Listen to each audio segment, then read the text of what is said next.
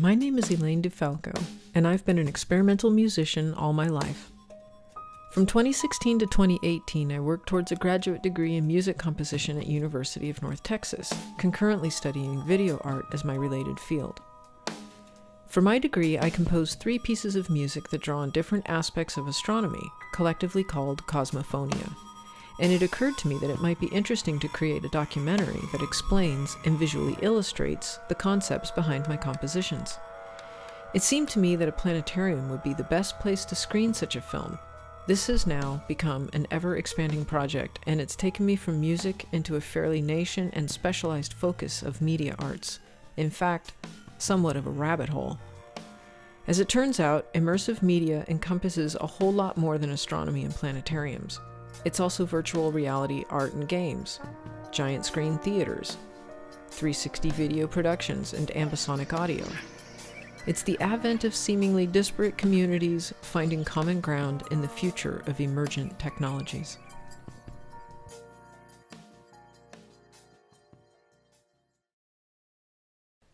One of my first questions as I learned about the converging worlds of virtual reality and planetariums is just how exactly do they intersect and how do they differ? Where's the gap between astronomy applications for planetariums and the artistic possibilities for VR content creators or 360 video producers? But immersive can mean different things for different people. That's one of the things you'll probably know or we'll find out is that some planetarium people think it has to be a planetarium and it's not immersive outside that.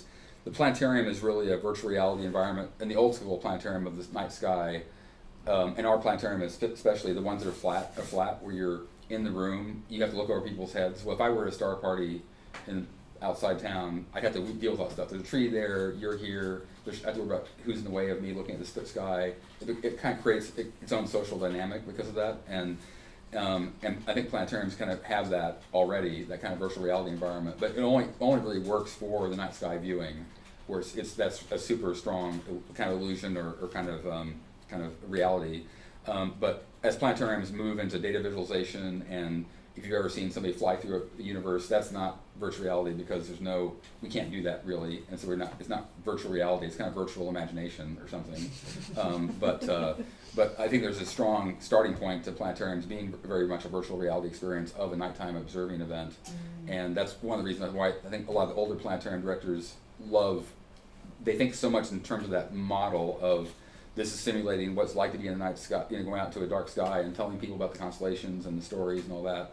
And it is amazingly true to that experience, but it can be used in so many other ways once you kind of give up that constraint of it being the night sky type looking at constellations thing. And it can be art, it can be data visualization of all types of data subtypes, or it can be a non-linear, non-real version of real data, but seen in a way that's not the way that we would interpret it if we were just looking with our own human eyes. Yeah. I think that there are definitely planetarians, like you find people like this all over the world who are, this is the way planetariums used to be, and they need to stay this way. And there are people who are, we better get on the train before, we're totally pushed out of the way by people who specialize in VR content, because VR's new emerging market for video games, video, all kinds of things that they're going to do with VR. That I don't think that the VR people realized they were actually energizing us too. One thing that I'm curious about is the difference between university planetariums and museum planetariums, because their programming is going to be really different. Yeah. The one thing that universities have is access to people who want to try new things, right? Mm-hmm. You have media art students, people who are really interested in, can I put my VR on your planetarium? And we get to say, let's find out. It was interesting to hear these guys talk about how planetariums are moving into VR while maintaining their traditional astronomy applications. But what about the VR community? Where's the crossover for them? How is that technology expanding?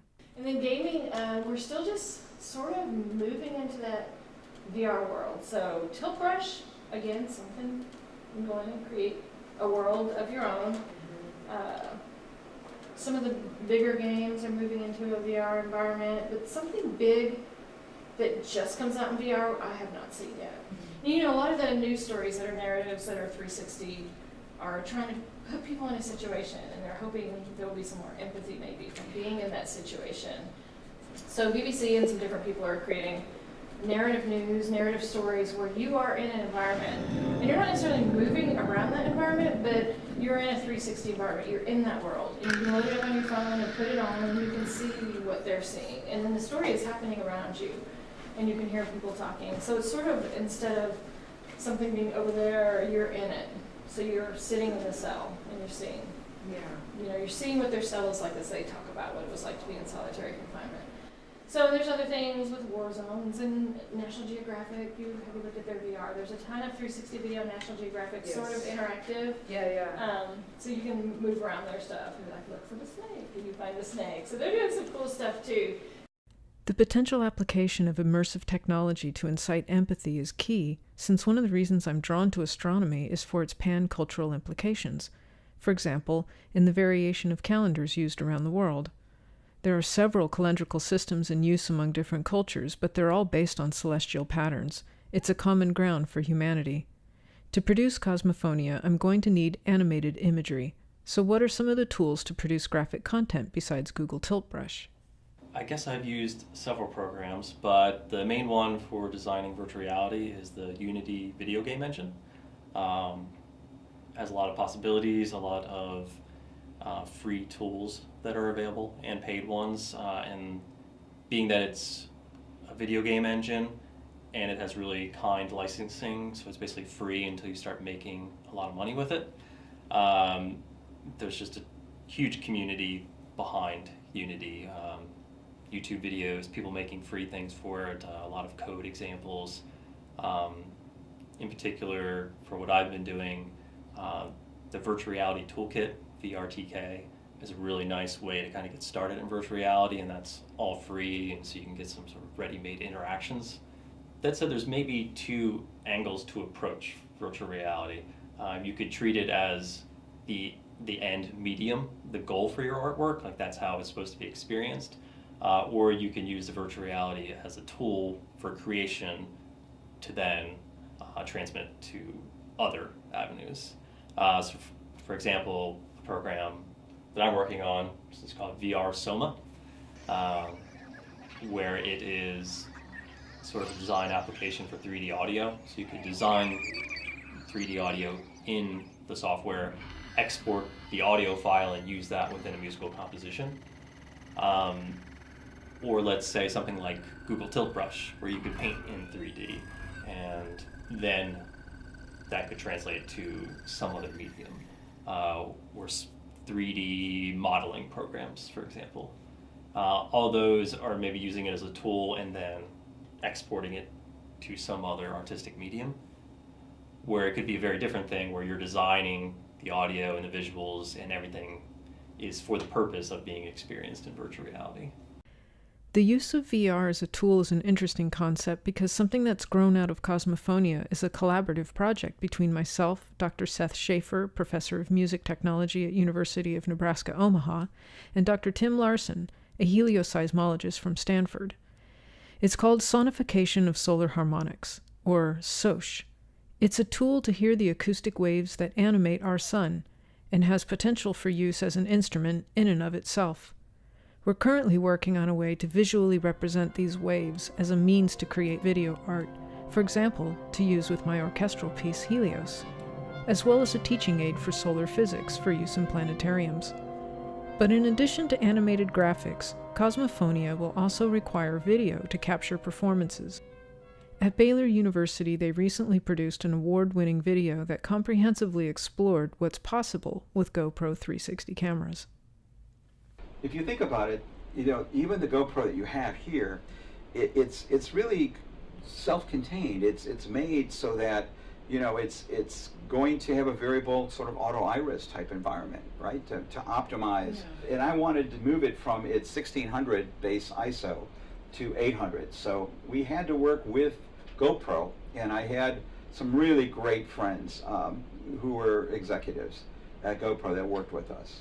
And so we were able to do my goal, which was to get a wonderful exposure at f4.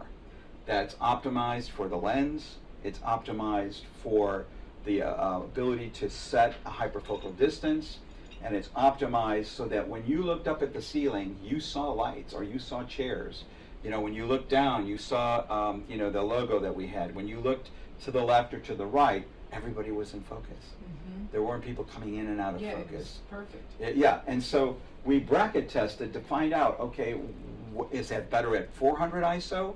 Is it better at 1600? Remembering that there's only so many types of variations you could get out of the GoPros. I'm also exploring planetariums and Yeah, other immersive sure. environments, and a key difference is that, well, in virtual reality, you're creating content for one viewer at a time. Mm-hmm. And in a planetarium Yeah. or a dome, Yes. you're creating a situation where people still have their sense of body, Yeah. Mhm. and yet it's still an immersive experience. That's right. So I think you're onto something here, you know, especially with regards to planetarium and to creating worlds where you know, you have a sense of being outside in a starry night, but you're still within the confines of a place that's enclosed that will give you that feeling of being out there. And I think all of this is leading again to more research and better understanding of frame rate, better understanding of color depth, high dynamic range, color. I mean, all of these things are beginning to take a tremendous stride of development. I've recently purchased a GoPro Fusion camera and had it rolling for almost all of these interviews. Now I'm learning how to import the files, stitch them together, edit, and render them for both VR and planetariums. I enjoyed a moment of success at UNT's Sky Theater where, with help, I was able to project one of my files up on the dome. However, I still have a ways to go to perfect this, but I got excellent advice for my next attempt. Basically, all you'll see whenever you look at it is there's just a circle. So it's a square video and it's got a perfect circle cut out of it. So nothing is really getting projected on any parts of it. And that's really what it should look like. That's what your video should look like. It'll just be like a dome view, and it's just a hemisphere. All it shines up on the dome is essentially that circle. Cosmophonia will surely prove to be a tremendous challenge, but in this pursuit, I stand to develop more than technical skills. I'll explore the art of immersive experience.